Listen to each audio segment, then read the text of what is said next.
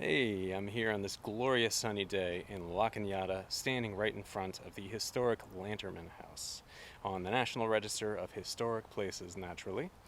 Now, this house was built by Roy and Emily Lanterman, and the Lantermans were one of the first families of La Cañada. The generation before Roy's parents, Jacob and Amaretta, they were two of the pioneering people in this region. They were the family that brought water to the region and started parceling off the land and helped La Cañada become what it is today. So this house was for Jacob and Amaretta's son, Roy. He was a doctor, an OBGYN, who practiced partly here on premises, but also he had an office in downtown LA.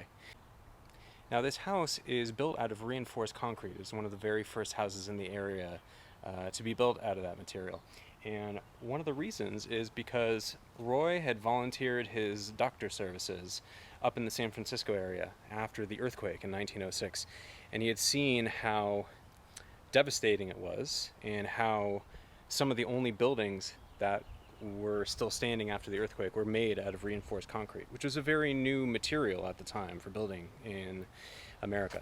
So he asked the architect, Arthur Haley, to make this thing out of reinforced concrete. Now, one of the many cool things about this house is that most of the furnishings that they have inside are original. The billiard room still has the original billiard table. There's original beds and mirrors and original toilettes. Emily Lanterman's clothing, some of that is still on display in there. Now, Emily loved having people over, and she actually built a ballroom up on the second floor. I heard that one of her desires was for her sons to meet an eligible lady at one of their balls, but they actually didn't have any balls up there in the ballroom. There were a lot of meetings and poetry readings and other kinds of get-togethers, but Frank and Lloyd were eligible bachelors their entire lives. Lloyd was sort of a gadgeteer, always inventing stuff. Frank had many careers. He was a musician and an organist. He took jobs at some local silent movie houses, including the Alex Theater, as their in-house organist.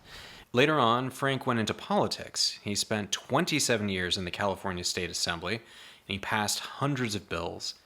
He helped to establish local water rights for unincorporated parts of LA, and he supported requiring vehicles to have anti-smog devices. The thing Frank Lanterman is best known for was championing the rights of people with developmental disabilities. He did a lot of work to ensure that kids with special needs could get access to an education.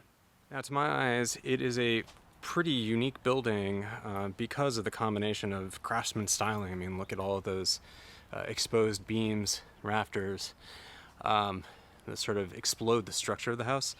But then it has concrete siding, whereas a lot of craftsman houses are more used to seeing wood shingles and redwood cladding and stuff. And it has certainly withstood the test of time, although it did require extensive renovation in the early 1990s. And if you look on the inside, you can see what an immaculate job that they did with the restoration.